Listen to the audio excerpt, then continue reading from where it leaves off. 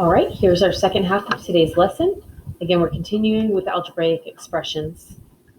An algebraic expression, remember, is a problem with no equal sign, and it's going to have variables, and we're really going to focus on those variables for this one. Okay, so when we have variables in an algebraic expression, sometimes we'll have the same variable more than once, and we'll need to do something called combining like terms.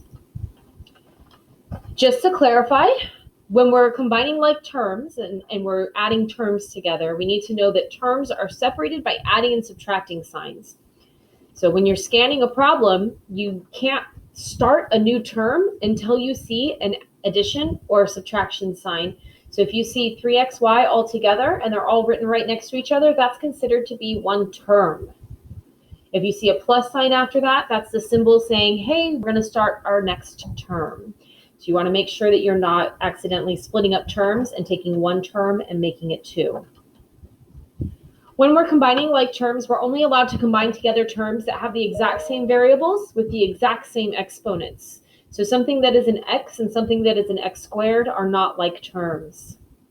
Even x squared y and xy squared would not be considered like terms. So same letters, same exponents. And then when you're combining like terms, you're just going to add the coefficients together. You're not going to do any actual math with the variables. The variables are just going to kind of hang out at the end and stay exactly the way that they were. So let's do an example. So here's our first example, 3x squared plus 5x squared plus 9y to the third z plus 2yz minus 4y to the third z. So first of all, let's all make sure that we understand that this problem has 5 terms. The terms, again, are separated by the adding and subtracting signs. So my first term is 3x squared. This 9y to the third z, that's all considered one term because there's no adding or subtracting in the middle of it. When I'm combining my like terms, I got to figure out which terms have the same letters with the same exponents. So my first 2 terms are like terms. They both have an x squared. And then I would add the coefficients. The 3 and the 5 would get added together. I'm not going to add together the x squared and the x squared. It's just going to stay an x squared. So don't do any math with your variables, only the coefficients. I have one more set of like terms. Now, it's not the 3 problems that are left over. It's just the third one and the fifth one. And it's only the third and the fifth because those both have a y to the third and a z. So even though that one I did not circle has a y and a z, it does not have a y to the third. It's not a like term. Now, again, we're just going to combine together the coefficients. Make sure to keep the symbol with your coefficient. I have a positive 9 and a negative 4. That's 9 minus 4, which is 5. And I don't change my variables or my exponents at all. I keep it y to the third z. Finally, I have that one last term. It did not have a like term, but it still gets written as part of the answer. And so I'm just going to kind of tack that on at the end. And this is as simplified as I can get this. Without knowing what x, y, and z are, I can't simplify this anymore. And so this would be my final answer. Now, we talked briefly about the distributive property yesterday, but we didn't really apply it to any math problems. So today we're going to apply the distributive property to some examples. Don't forget the distributive property has a number immediately outside of some parentheses that you're going to multiply by each term in the parentheses. And we just talked about how terms are separated by adding and subtracting.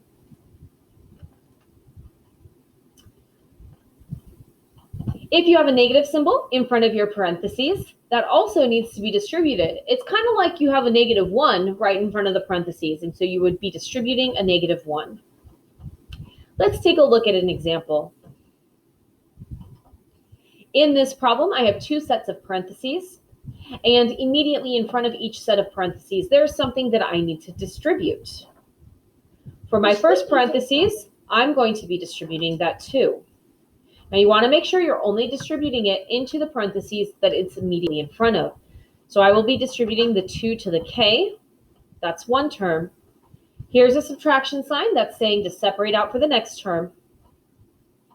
And so here's my next term. Now, 4m is considered one term because they're right next to each other. So I'm going to multiply the 2 times the 4m. I'm not separating it and times the 4 and times the m. It's times all together. For my second parentheses, even though there's not a number there, there's technically an invisible 1 in front of it. And so I have a -1 in front of this parentheses, and that's what I will be distributing. Again, 3k is considered to be one term, and then m would be my second term. And so now I have this. 2 times k is 2k. 2 times -4m is -8m. -1 times 3k is -3k. And -1 times m is -m. Once you're done with the distributive property, there's always a possibility that you might have to combine like terms afterwards. So now we're going to look for like terms. It is important you distribute first and then combine like terms. Just like in PEMDAS, we need to do our multiplying before we do our adding. In this problem, I do have some like terms. I have a 2k and a -3k. Notice that I circled the minus sign with the 3. 2 minus 3 is -1k. I also have a -8m and a -1m. If you need to, you can write a 1 in front of this m, so you don't forget that there's a 1 there. -8 plus -1 is -9m. And here is my final answer. Again, if you want to, you can write a 1 in front of this k if that helps you. -1k and -k are the same thing. Really quickly, let's do one more example. On this example, we will again be practicing the distributive property and combining like terms, but I'm going to throw in another little twist and I'm going to put in some fractions. So I just want to make sure we're all comfortable and familiar with working with fractions. As we did on the previous example, we're going to start by distributing. I need to distribute this 1/4 to the x and to the y that are in the parentheses right next to it.